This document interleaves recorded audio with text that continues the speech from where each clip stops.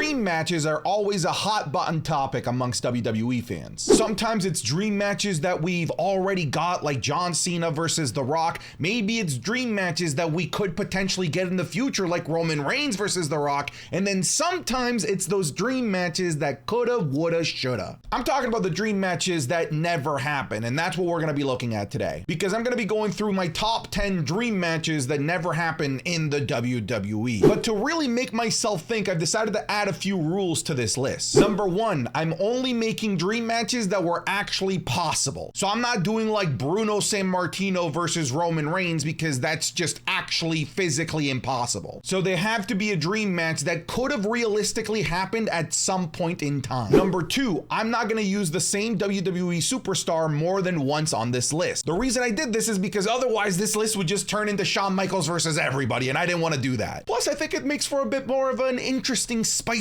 video. But hey, as always, don't forget to subscribe to this channel, ring the bell for notifications if you're a wrestling fan. I'm confident that you're gonna fall in love with this channel because we upload daily wrestling content. But anyways, let's jump into it. The first match on my list is The Rock versus Shawn Michaels. This is a match that realistically could have happened numerous times, but just never did. In the mid-90s, The Rock was still just an up-and-comer, and Shawn Michaels was already in the top of the card. So at that moment in time, unfortunately, their stocks were just so vastly different that we couldn't have gotten that match. And as The Rock finally begins to peak in popularity, Shawn Michaels suffers a career-ending back injury that again prevented us from getting The Rock versus Shawn Michaels when they were both at the top of their game, when they were both as popular as they possibly could have been during the Monday Night Wars. We also could have gotten this match in 2002, 2003 when Shawn Michaels came out of retirement and The Rock was back as Hollywood Rock, as that evil version of himself, which would have been perfect because Shawn Michaels was the happy-go-lucky Christian good guy. And even though the stars were aligned and they were perfect in 2002 and 2003, they still couldn't make it happen, and unfortunately we never got The Rock versus Shawn Michaels. The Rock would go off to become a megastar in Hollywood, and Shawn Michaels would stay in the WWE all the way up until 2009, so we could have realistically had The Rock come back for a couple more matches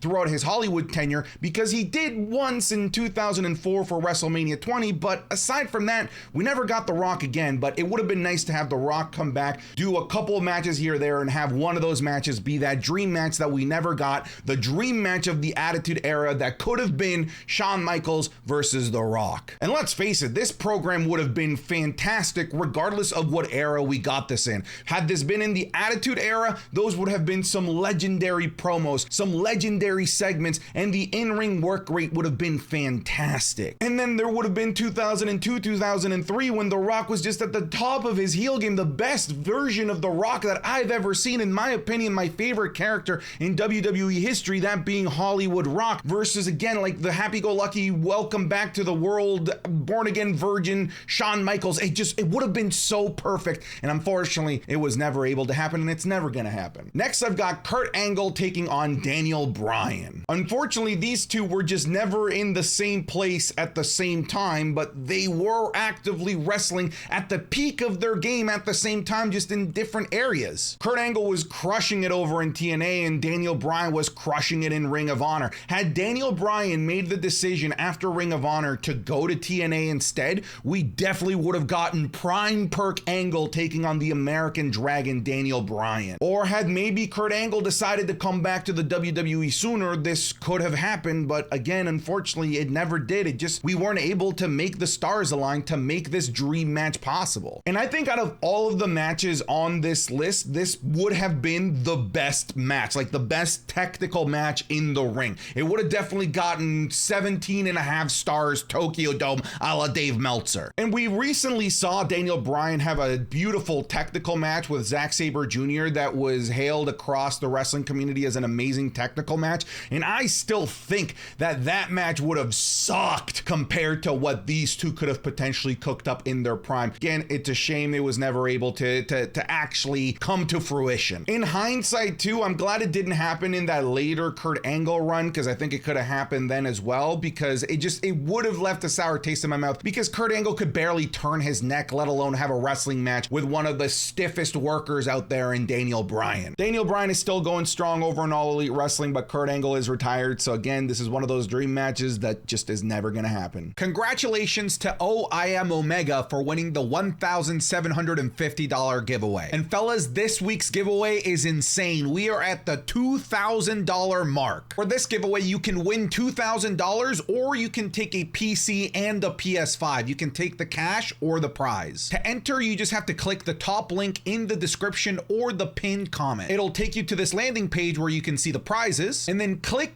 here to enter giveaway. Next, you'll have to put in your email and your username. Make sure you put in a valid email because that's where we'll contact you if you win. From there, it'll take you to the Capital One Shopping Extension install page. To enter your giveaway entry, you have to install the Capital One Shopping Extension to your browser. It is completely free and it'll take you about 30 seconds to enter. Once you've installed the extension, that's it. You are in for this giveaway and all future ones that we do with Capital One Shopping. We're gonna be doing the draw for this one fairly soon, so make sure you enter quickly. Now back to the video. In this one, we were so close to getting this Sting versus the Undertaker. It never happened, but oh my dude, we were so close to getting this at WrestleMania 27 specifically. And then we were close again at WrestleMania 31, but Sting ended up working with Triple H instead. This was just the perfect matchup of WCW versus WWE. This is the match that should have happened at some point or another. Unfortunately, during the invasion angle when WWE purchased WCW, Sting did not make his way over to the WWE, instead electing to forgo WWE altogether and pave his way somewhere else. But if the stories are to be believed, we were right there. Negotiations basically had this all but confirmed for WrestleMania 27. That terrible WrestleMania, admittedly, but still, it would have been awesome to get Sting, who was just doing phenomenal work over in TNA, regardless of his age, going up against, at that time, like prime streak Undertaker, who was putting on match of the year contenders. And it would have just been cool to have the Undertaker go up against somebody who is kind of on his equal, on his footing, both in terms of size and both in terms of that aura, that mystique that Sting has. I've never seen that before. I've never seen the Undertaker be matched aura by aura. The closest is Kane in the 90s and a little bit of Bray Wyatt, but this would have been like the perfect matchup for the Undertaker. Had this happened at WrestleMania 31, I don't think it would have been very well, but had this happened 4 years earlier at WrestleMania 27, I think it would have been an absolute brilliant match, and it would have just told such a great story. Yes, 100% Undertaker would have won. One, because the streak wasn't going to break at that point, and two, Vince just has a hard-on for burying any WCW guys, even if it's been 20 plus years since he put that company out of business. Any WCW guy that's gotten away from being buried by Vince, Vince will find you, and he will bury you. Here's another one that was really close to also happening. We had Stone Cold Steve Austin taking on CM Punk. So remember how we had Stone Cold Steve Austin come out of retirement to have a match with Kevin Owens at WrestleMania 38? That was basically the plan for Stone Cold Steve Austin coming out of retirement at WrestleMania 27 as well against CM Punk. And then there were the rumors for WrestleMania 28 and also 29. Those rumors lasted for a while, but the plan was Stone Cold to come out of retirement to have this absolute dream match with prime CM Punk. Jury's still out there as to how Stone Cold would have been in the ring. It's tough to compare it, right? Because you can't compare him to what he would have been 10 years earlier when he retired in 2002, and you can't compare him to what he would look like 10 years later in 2022 in that match against Kevin Owens. It would have been somewhere in between. So jury's still out as to what kind of match Stone Cold would have been able to have. But CM Punk at that point could have carried a cinder block to a 10-star match, so I don't care. I think that match would have still been fantastic. But here's the thing, this wasn't about the actual in-ring match. Everyone just wanted these two on the microphone because these are considered two of the greatest mic workers of all time. At that moment in time, CM Punk was arguably better than John Cena, and John Cena is considered the greatest mic worker to ever live in the WWE, and Stone Cold is up there in the conversation as well. So the promos between these two, god damn. This is one of those that genuinely makes me upset because I love Stone Cold. CM Punk is one of my favorites of all time, and it was right there, and it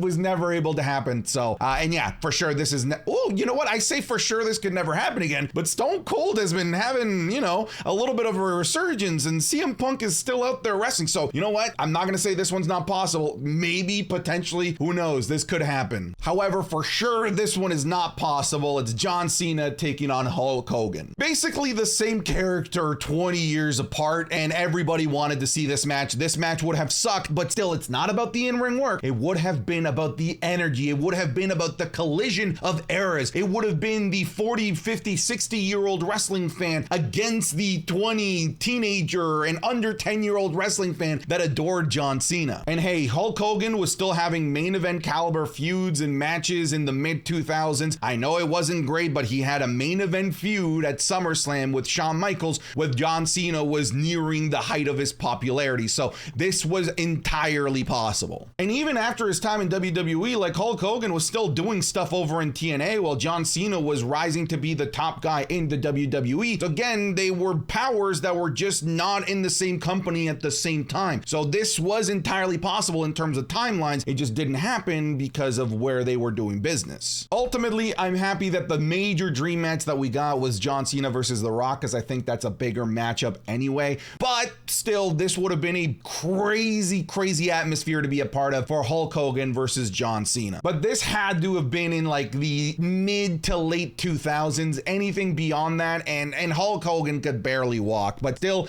this could have been a little 8-minute, 10-minute match. And it would have just been about the atmosphere that it created, not so much about the actual match itself. The video packages, the vignettes, the promos would have been fun. I would have loved to see this as probably as much of a dumpster fire of a match that this would have been. We still would have loved to see this. I mean, The Rock versus Hulk Hogan was also a dumpster fire of a match, but we still consider it as one of the greatest WrestleMania matches of all time because of the atmosphere, because of the electricity in the air. Here's a wet dream for all those that love beautiful, technical, high-flying matches. We have AJ Styles taking on Eddie Guerrero. Of course, the main reason why this match was never able to happen was just because Eddie Guerrero passed away far too soon in 2005. The other reason, of course, being that they were not in the WWE at the same time. Eddie Guerrero was in the WWE up until his death in 2005, and AJ Styles didn't join the WWE until 2016. However, they were both actively wrestling at the same time, and they were both awesome at the same time. I do think that AJ Styles had a peak after Eddie passed away,